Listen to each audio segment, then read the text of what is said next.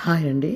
ఈరోజు మీ ముందుకి కథ కంచికి మనం ఇంటికి అన్న చిన్న హాస్య కథని తీసుకొచ్చాను. ఇప్పుడు ఒకేలా కాకుండా ఈ విధంగా చెప్తే ఎలా ఉంటుందన్న ఆలోచనతో సరదాగా ఈ విధంగా నేను ఈ కథని చెప్తున్నాను. సరే, మనం కథలోకి వెళ్దాం.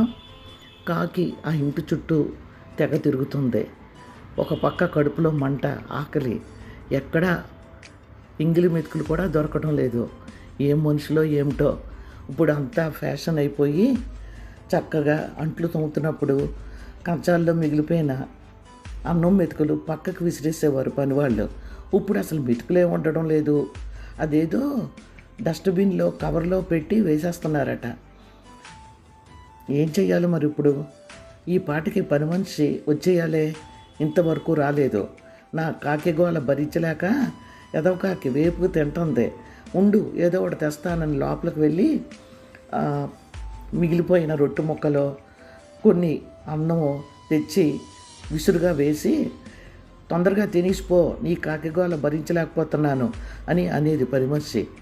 ఇంత టైం అయ్యింది, పని మనిషి కూడా రాలేదు అని ఇంటికి వెనక వైపు వెళ్ళింది, ఫ్రంట్ వైపు వచ్చింది. అలా తిరుగుతూనే ఉండి ఇంకా విసుగొచ్చి పెట్టగోడ మీద కూర్చుంది. అప్పుడే లోపలికి వచ్చిన పని మనిషి గబాలన తలుపుకు వేసిన తాళం కప్ప చూసి, ఇదేంటి ఈవేళప్పుడు అమ్మగారు ఎక్కడికి వెళ్ళిపోయారు? కనీసం నాకు ఫోన్ అయినా చేసి చెప్తారు. ఏమో మరి, ఏం అర్జెంటు పని ఉండి వెళ్ళిపోయారో, లేకపోతే షూటింగ్ ఉండి వెళ్ళిపోయారో. అయినా ఆ బాబును అలా అయినా ఉంటారు కదా, ఎందుకులే ఇవన్నీ ఆలోచించడం, హ్యాపీగా ఇంటికి వెళ్ళిపోయి ఓటీటీలో సినిమా వస్తుంది చూసుకోవాలి అని గబగబా గేటు వేసుకొని వెళ్ళిపోయింది. గోడ మీద ఉన్న కాకి ఆశ్చర్యపోయింది. అంటే ఈరోజు తనకు వస్తున్నమాట, మెతుకులు ఏవీ దొరకలేదు అని బాధగా గాలిలోకి ఎగిరింది. అక్కడ దగ్గరలోనే బస్తీ ఉంది. బస్తీ వెనకాల చిన్న రకం అరణ్యుల పెద్ద పెద్ద మొక్కలతో నిండిపోయి చాలా భయంకరంగా అనిపిస్తూ ఉంటుంది. చాలామంది అటు వెళ్ళడానికే భయపడుతుంటారు.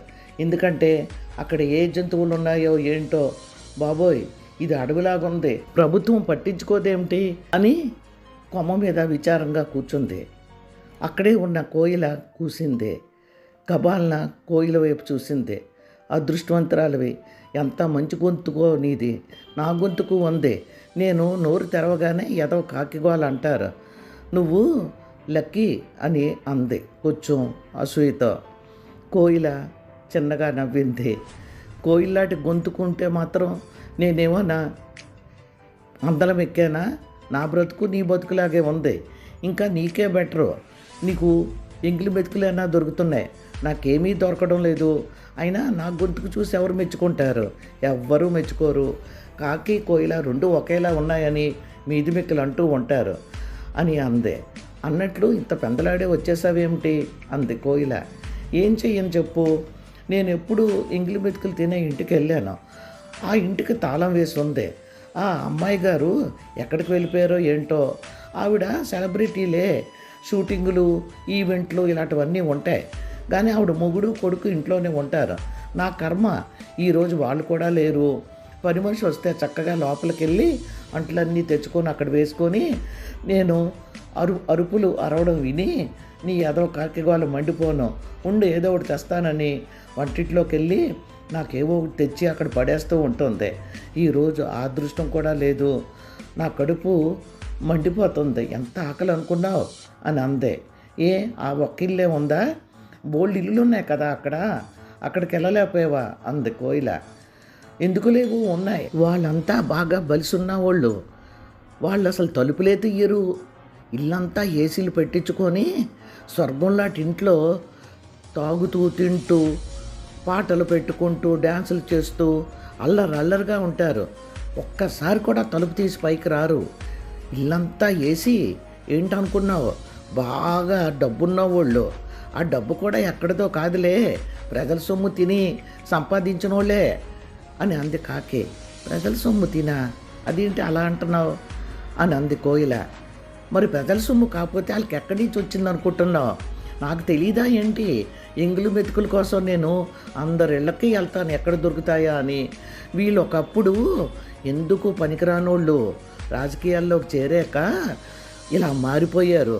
ఇలాంటి ఇల్లులే కాదు, ఎక్కడ ఏ ఊర్లో చూసినా వాళ్ళకి పెద్ద పెద్ద బంగ్లాలంట, బ్యాంకుల్లో డబ్బులంట. అసలు ఎంత బలిసిపోయి ఉన్నారో తెలుసా? డబ్బు సంపాదించాలంటే నిజంగా చెప్తున్నాను, ఏ రాజకీయ నాయకుడిలాగో పుట్టాలి అని అంది బాధగా కాకి. అంటే నువ్వు చెప్తున్నదేమిటి? మనకి భగవంతుడు ఈ జన్మ ఎందుకు ఇచ్చాడు? మనం కూడా రాజకీయ నాయకుల్లా పుట్టవలసిందనా అని అంటుంది కోయిల. రాజకీయ నాయకులే కాదు, సినిమా యాక్టర్లాగో చూడు. ఇప్పుడు నేను ఇందాక ఇంటికి వెళ్ళాను, సెలబ్రిటీలు అదే పెద్ద తెర కాదు కానీ చిన్న తెర మీద యాక్ట్ చేస్తారు. వాళ్ళకి మట్టుకు డబ్బులు ఎంతంత వస్తున్నాయి అనుకున్నావు? 2-3 కార్లు. మొన్నటి వరకు వీళ్ళకి ఏమీ ఉండేది కాదు, అని ఇప్పుడు బోల్డ్ సంపాదించుకుంటున్నారు. ముఖానికి అంగుళం మేర పౌడర్లు అద్దుకొని, నోటికి ఎర్రగా లిప్స్టిక్లు పెట్టుకొని, జుట్టంతా విరబోసుకొని, చాలని బట్టలు కట్టుకొని ప్రోగ్రాంలు చేస్తారు. అప్పుడప్పుడు ఈవెంట్లకు కూడా వెళ్తుంటారు. వద్దన్నా డబ్బు వాళ్ళకి అని అంది కాకి. వాళ్ళ మాటలు వింటున్న రామచిలుక గబాలన వాళ్ళ దగ్గరికి వచ్చి, ఏంటి డిస్కషన్ పెట్టుకున్నారు, ఎవరి గురించి అని అంది. అప్పుడు కాకి కోయిల రెండూ కూడా రామచిలుక వైపు చూసే. రామచిలుక చక్కగా ఆకుపచ్చ రంగులో నోరు దగ్గర ఎర్రగా ఉండడం చూసి, మనం ఇందాక అనుకున్నాం కదా మన ఇద్దరం వేస్ట్ అని చెప్పి, నిజంగా మనం కనీసం రామచిలుకలాగైనా పుట్టవలసిందే. ఎంత అందంగా ఉందో చూడు, ఎంత మంచి రంగో అని అంది కాకి. రామచిలుక చిన్నగా నవ్వింది. ఏంటి, నా దగ్గర ఉన్న ఒక్క రంగు చూసే నువ్వు అంత ఆశ్చర్యపోతున్నావు? అటు చూడు, నెమలిని ఎంత అందంగా ఉందో, ఎన్ని రకాల రంగులు ఉన్నాయో. అసలు అంత అందమైన నెమలిని చూస్తూ ఉంటే అలా ఉండిపోవాలనిపిస్తుంది నాకు.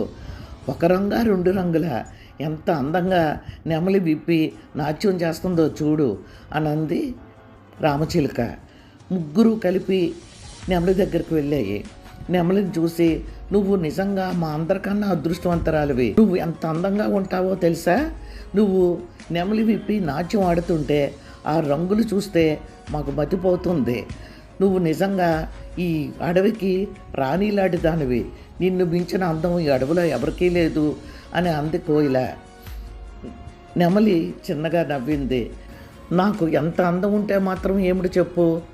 అడవి కాసిన వెన్నెల అని అంటారు. ఆ మాటకు అర్థం తెలుసా? వెన్నెల అన్నది ఎంతో గొప్పగా ఉంటుంది. ఉండవలసిన చోట వెన్నెల ఉంటే మనం ఎంతో ఎంజాయ్ చేయొచ్చు. కానీ అడవిలో కాసిన వెన్నెల్ని ఎవరూ పట్టించుకోరు. అలాగే నా అందం కూడాను. సరేలే, మన అందాల మాట అటు ఉంచు, కానీ మీరేంటి ఇందాక నుంచి చూస్తున్నాను అలా మాట్లాడుకుంటున్నారు అని అంది నెమలి. ఏం చెప్పమంటావు? ఈరోజు కాకి ఎక్కడా భోజనం దొరకలేదంట. అందుకని చెప్పి ఒకటే ఆకలి అని తెగ గింజుకుంటుంది. మన బ్రతుకులు ఇలా రాశాడు ఆ భగవంతుడు. మనల్ని కూడా ఏ మనుషుల్లాగో పుట్టిస్తే మనం కూడా వాళ్ళలాగా పెద్ద పెద్ద బంగ్లాల్లో ఉండి కావలసినవన్నీ తింటూ సినిమాలు చూస్తూ ఎంజాయ్ చేసేవాళ్ళం. మరి ఏం చేస్తాం, ఈ జన్మకింతే అని అంది బాధగా నెమలి. అప్పుడు కాకి గబాలన ఒక మాట అంది. దూరపు కొండలు నునుపు అంటారు. ఆ విషయం నీకు తెలుసా? ఎందుకు నేను ఈ మాట అంటున్నానంటే, ఇప్పుడు మనుషుల బ్రతుకులు మట్టుకు చాలా బాగున్నాయి అనుకుంటున్నావా? ఎవరో కొంతమందికి తప్ప చాలామంది బాధల్లోనే ఉన్నారు. నిన్న మొన్నటి దాకా నేను చెప్పాను కదా, ఎంగులు మెతుకులు ఏరుకోవడానికి వెళ్ళేదాన్నని. ఆ ఇంటికి, ఆ ఇంట్లోని యాంకర్ శ్యామలమ్మ ఉంటుంది. పాపం మంచావిడే, పర్వాలేదు. కొంచెం సన్నగా పొడవుగా అరిచేయంత ముఖంతో స్లిమ్గా ఉండి మేకప్ అది వేసుకుంటే బాగా కనబడుతుంది. అమ్మాయిని కొంతమంది అయితే బాగున్నామని కూడా అంటారు. మనిషి కూడా కొంచెం నెమ్మదిగానే ఉంటుంది. ఏం పోయే కాలం వచ్చిందో పాపం, మొన్న అనవసరంగా సుఖాన్ని ఉన్న ప్రాణాన్ని దుఃఖాన్ని పెట్టుకుంది అని అంది కాకి. వాళ్ళందరూ అర్థం కాక ఆశ్చర్యంగా కాకి వైపు చూశారు. నువ్వు చాలా ఇన్ఫర్మేషన్ గ్యాదర్ చేస్తావు, నీకు ఈ విషయాలన్నీ ఎలా తెలుసు అని అంది. అప్పుడు రామచిలక అంది, నాకు ఆ యాంకర్ శ్యామలమ్మ కూడా తెలుసు. ఎందుకంటే వాళ్ళ ఇంట్లో 3-4 జామ చెట్లు ఉన్నాయి. ఆ అమ్మాయి ఈ మధ్యన తెలివి మీరిపోయి ఆ జామ పళ్ళు అన్నిటికీ కవర్లు తొడిగేస్తుంది. ఆ కవర్లన్నీ కూడా అమెజాన్లో అమ్ముతున్నారంట. పక్షులు అవన్నీ తినకుండా కాసిన ప్రతి కాయకి కవర్లు తొడిగేస్తున్నారు. బాగా చిటారు కొమ్మలకి కాయలుంటే అవి మాత్రం వదిలేస్తున్నారు. ఆ కాయలే నేను రోజు వెళ్ళి కొంచెం కొంచెం తింటూ ఇలా బతుకుతున్నాను అని అంది రామచిలుక. వెంటనే కోయిల అంది, నీకు ఆ యాంకర్ శ్యామల గురించి తెలుసా అని అందే. నాకు తెలుసా అంటే ఏం చెప్పను, ఆ అమ్మాయి బుల్లితెరలో బోల్డ్ ప్రోగ్రామ్స్ చేస్తుంది, అంతేకాదు ఈవెంట్లకు కూడా వెళ్తుంటుంది అని అందే. నాకు మాత్రం ఫుల్ అమ్మాయి గురించి తెలుసు అని అంది కాకి. తెలిస్తే కాస్త చెప్పకూడదు, ఇక్కడ మనకేమన్నా టీవీనా రేడియోనా ఏమీ లేదు కదా, కనీసం కబుర్లైనా వింటాం అని కోయిల, రామచిలుక, నెమలి అన్నాయి. సరే చెప్తాను, ఈ యాంకర్ శ్యామల ఎవరో కాదు, పాపం ఈ అమ్మాయి గురించి ఇప్పుడు ఎక్కడ చూసినా యూట్యూబ్లో తెగ ట్రోల్స్ వస్తున్నాయి. అంతేకాదు పెద్ద పెద్ద channels, CR voice, red TV వీళ్ళందరూ కూడా అమ్మాయిని తెగ ఏడిపించేస్తున్నారు అని కాకి అనగానే, ఎందుకు అన్నాయి తక్కినవ నేను ఆశ్చర్యంగా. ఎందుకంటే ఏం చెప్పను, అయితే సరే నేను మొదటి నుంచి చెప్తాను వినండి. ఈ అమ్మాయి ఊరు కాకినాడ పిల్ల. మొన్న నేను వివరాలన్నీ విన్నాను సిఆర్ వాయిస్లో. కాకినాడలో బ్రాహ్మణ కుటుంబంలో పుట్టిందంట. వాళ్ళ అమ్మ గవర్నమెంట్ హాస్పిటల్లో ఆయా అంట. అయితే ఎన్నాళ్ళ వరకు పిల్లలు పుట్టలేదంట ఆ దంపతులకి. చివరికి 23 ఏళ్ళ తర్వాత ఈ శ్యామల పుట్టిందంట. ఇంకా తల్లిదండ్రుల ఆనందానికి అంతే లేదు. ఆ ముచ్చట తీరకుండానే కూతుర్ని ముద్దాడుతూ ఉండగానే ఈ పిల్ల చిన్నప్పుడే తండ్రి చనిపోయాడంట.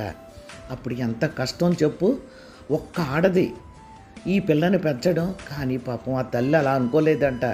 రెక్కలు మొక్కలు అయ్యేలా కష్టపడి హాస్పిటల్లో ఆయమ్మ పని చేస్తూ ఆయాగా చేసేది కదా, ఇంటికి వచ్చే పిల్లని ఎంతో అల్లారు ముద్దుగా పెంచిందంట. దేనికే లోటు చేయలేదంట.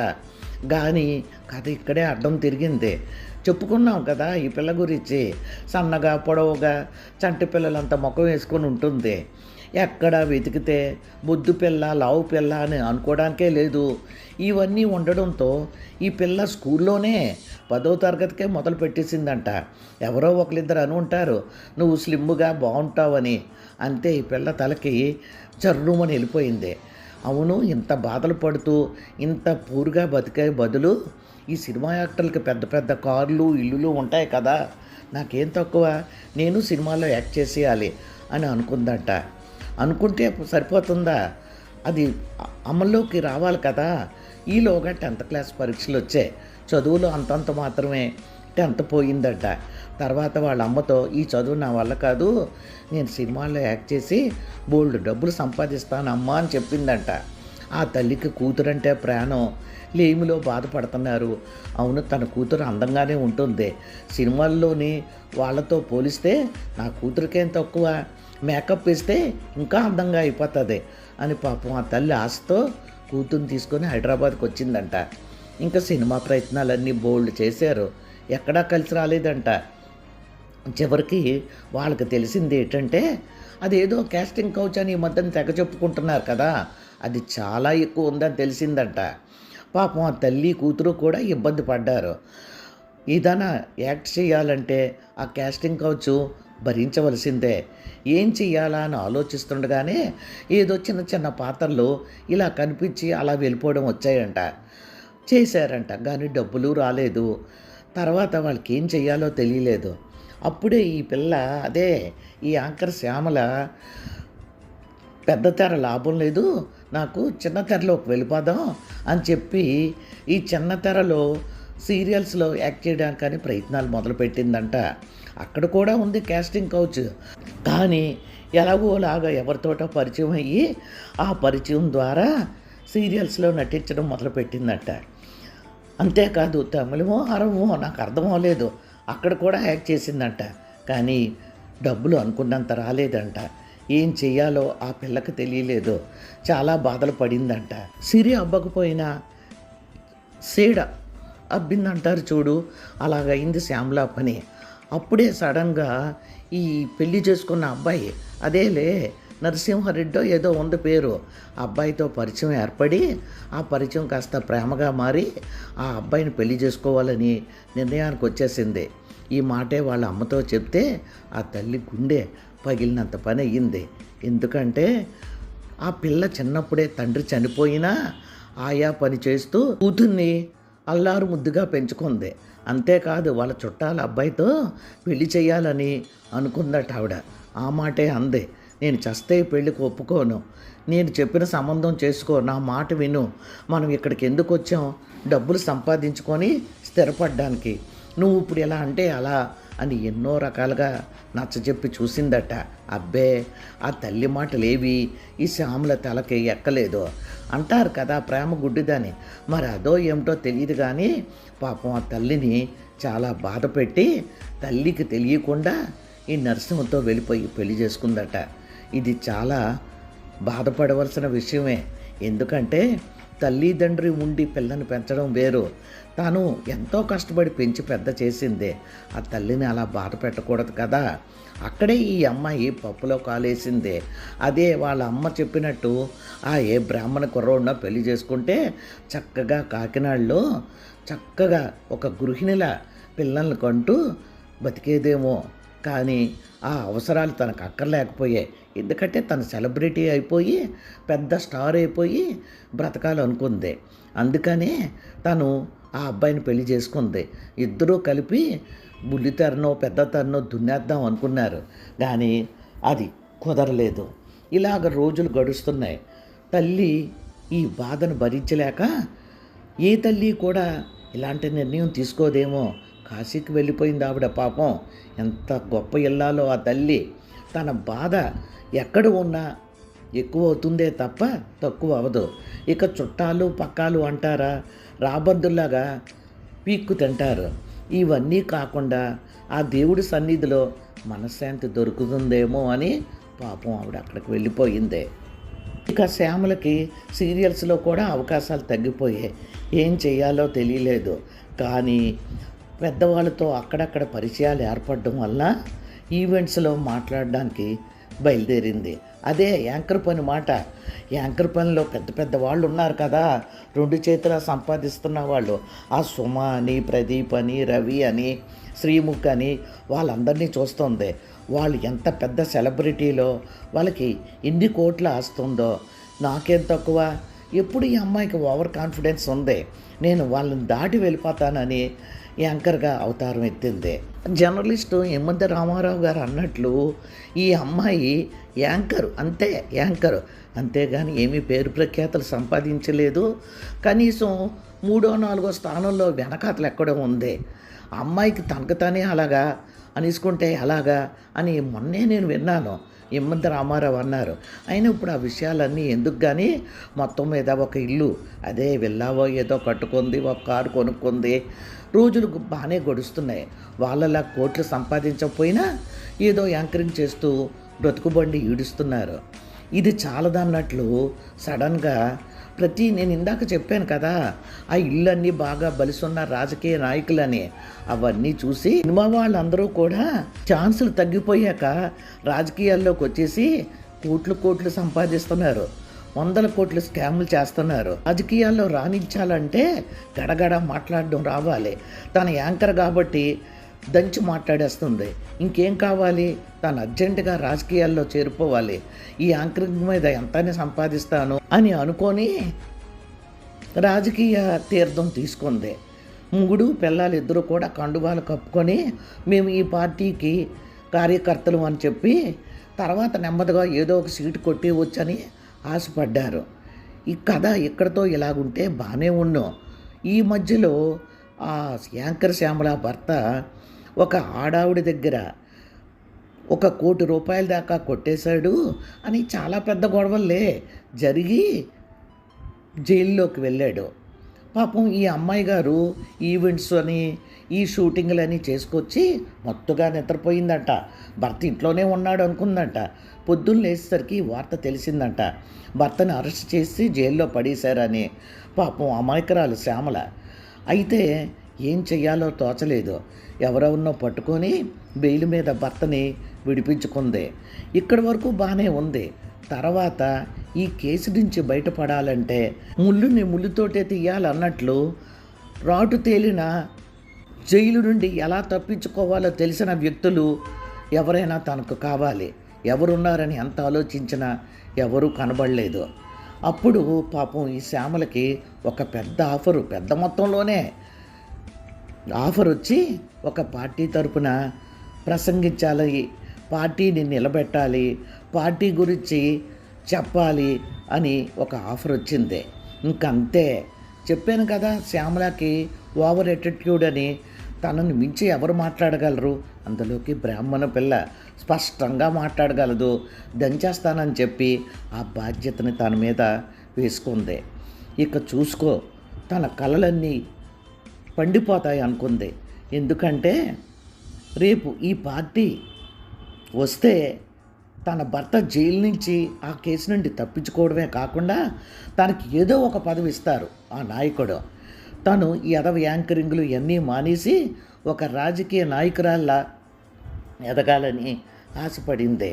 ఆ ఆశతో పప్పులో కాలు వేసింది. ఎందుకు నేను ఆ పప్పులో కాలు వేసింది అని అంటున్నానో చెప్పనా?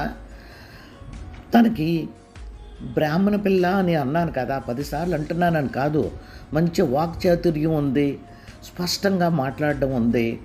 ఇక చాలు ఇవన్నీ అనుకొని ప్రతి ఊర్లో ప్రసంగించడం మొదలుపెట్టింది.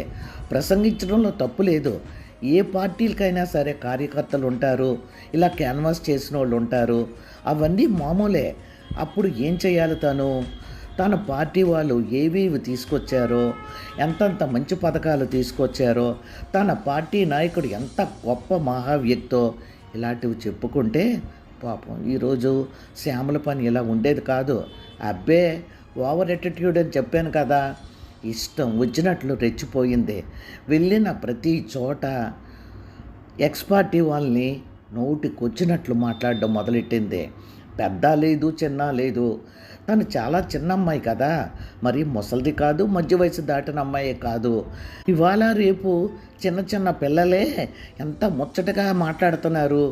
రోడ్డు మీద తుడుచుకుంటున్న స్వీపర్నైనా సరే, ఇంటికి వచ్చిన పెద్ద డాక్టర్నైనా, ఇంజనీర్నైనా సరే, కోటీశ్వర్లైనా సరే అంకుల్, ఆంటీ అంటున్నారు. ఎవరు కూడా తప్పును పట్టడం లేదు. ఎందుకంటే అందరూ మనుషులే కదా.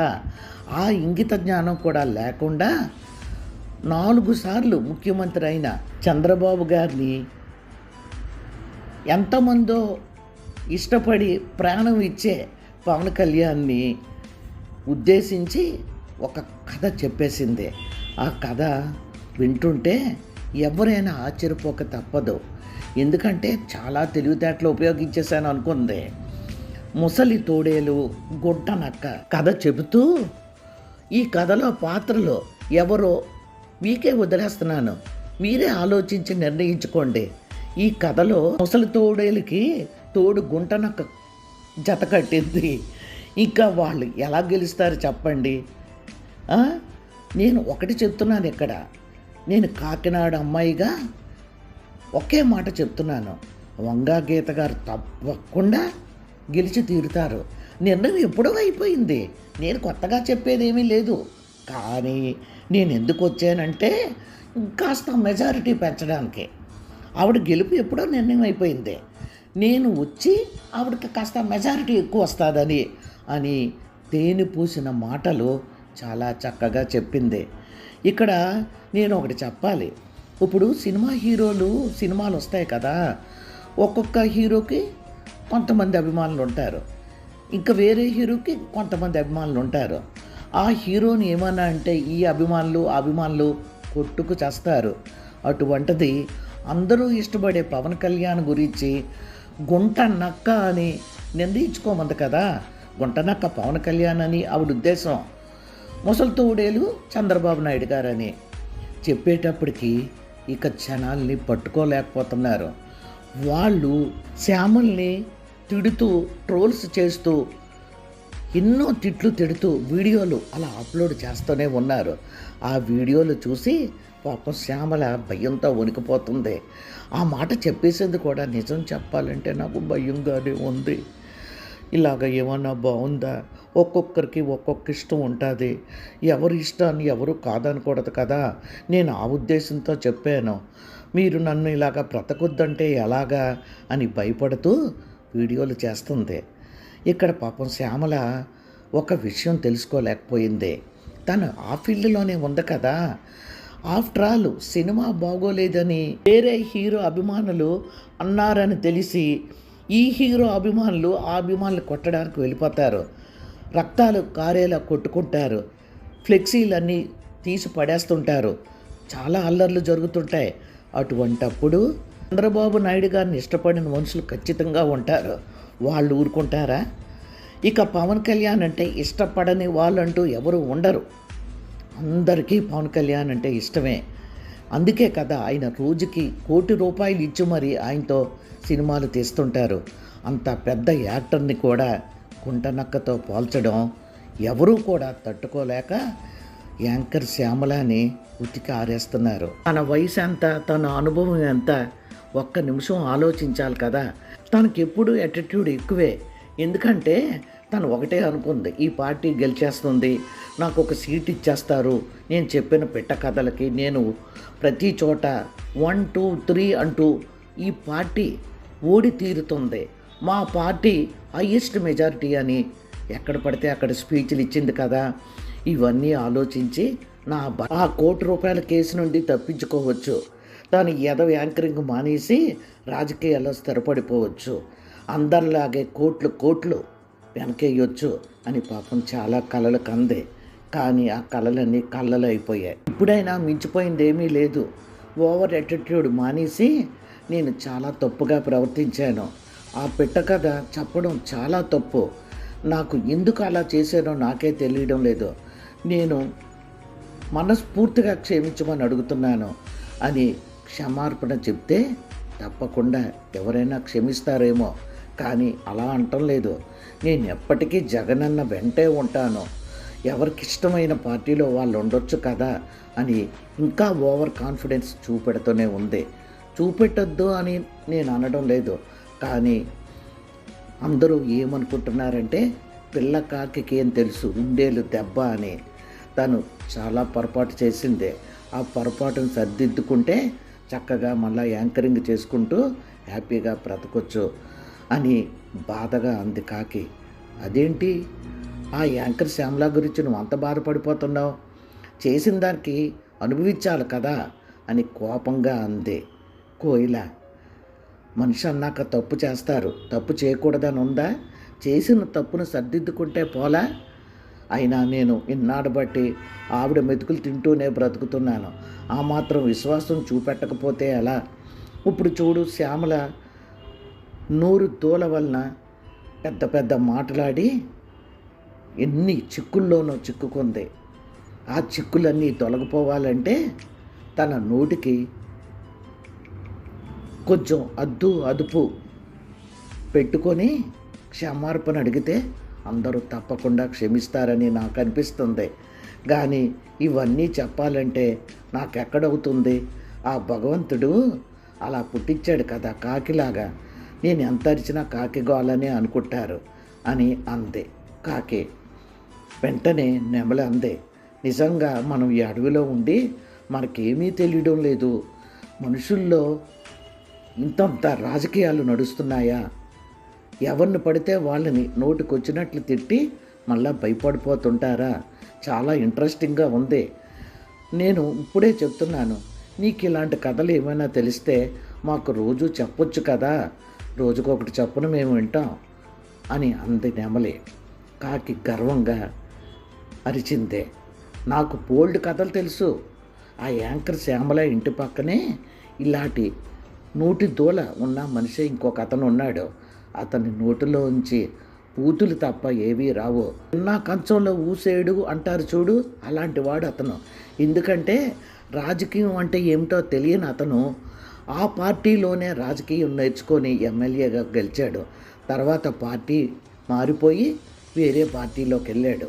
ఇప్పుడు ఆ వేరే పార్టీలో ఉండి ముందు తను రాజకీయం నేర్చుకుని ఎమ్మెల్యేగా గెలిచిన పార్టీనే ఎలా పడితే అలా తిడతాడు. ఒక పార్టీని ఆ పార్టీ నాయకుడిని తిడితే పర్వాలేదు, ఇంట్లో ఆడవాళ్ళ దగ్గర నుంచి అందరినీ తిడుతూనే ఉంటాడు.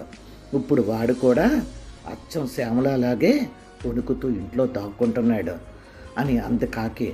అబ్బో, నీకు చాలా విషయాలు తెలుసు. సరే, చాలా రాత్రి అయిపోయింది, పడుకుందాం.